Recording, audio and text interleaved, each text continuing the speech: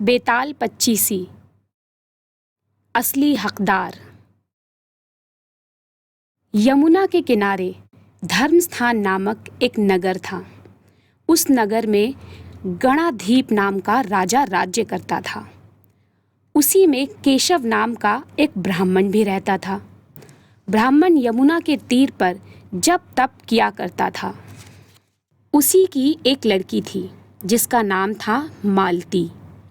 वो बड़ी रूपवती थी। जब वो ब्याह के योग्य हुई तो उसके माता पिता और भाई को चिंता हुई।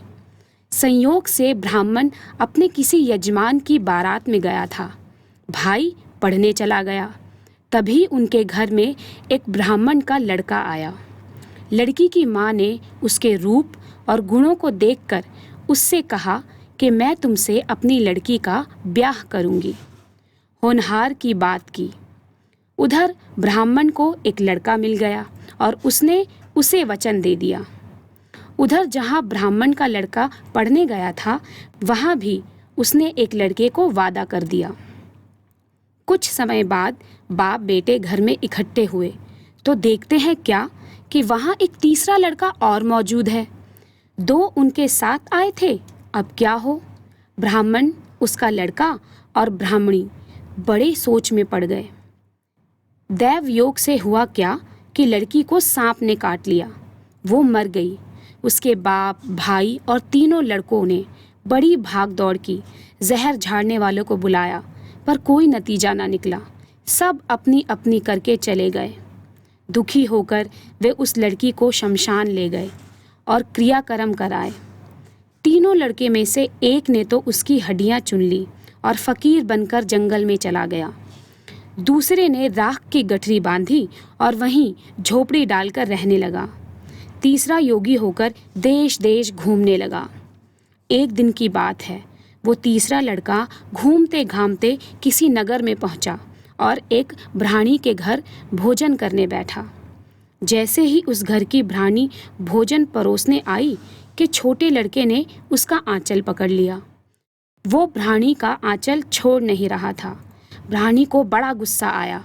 उसने उस लड़के को झड़का, मारा, फिर भी वो न माना तो उसने उसे उठाकर जलते हुए चूल्हे में पटक दिया।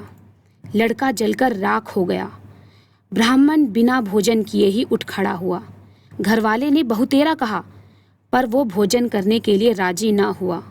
उसने कहा, जिस घर में ऐसी राक्षसी हो उस घर में मैं भोजन नहीं कर सकता।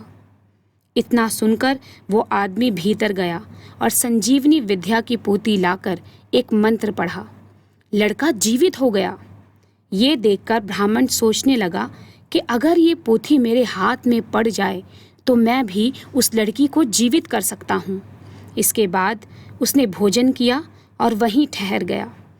जब रात को सब खा पीकर सो गए तो ब्राह्मण चुपचाप पोथी लेकर चल दिया। जिस स्थान पर लड़की को जलाया गया था वहां जाकर उसने देखा कि दूसरे लड़के वहां बैठे बातें कर रहे हैं। इस ब्राह्मण के ये कहने पर कि उसे संजीवनी विद्या की पोथी मिल गई है और वो मंत्र पढ़कर लड़की को जीवित कर सकता है, उन दोनों ने हड्डियां और राख निकाली। ब्राह्मण ने जैसे ही मंत्र पढ़ा कि लड़की जी उठी। अब उसके पीछे आपस में झगड़ने लगे। इतना कहकर बेताल बोला, राजा बताओ कि वो लड़की किसकी स्त्री होनी चाहिए। राजा ने जवाब दिया, जो वहाँ कुटिया बनाकर रह रहा है उसकी। बेताल ने पूछा, क्यों? राजा बोला, जिसने हड्डियाँ रखी वो तो उसके बेटे के बराबर हुआ। जिसने विद्या सीखकर जीवन दान दिया वो बाप के बराबर हुआ। जो राख लेकर रमा रहा वही उसका असली हकदार है। राजा का ये जवाब सुनकर बेताल फिर पेड़ पर जा लटका। राजा को फिर लौटना पड़ा और जब वो उसे लेकर चला तो बेताल ने तीसरी कहानी सुनाई। कहानी समाप्त।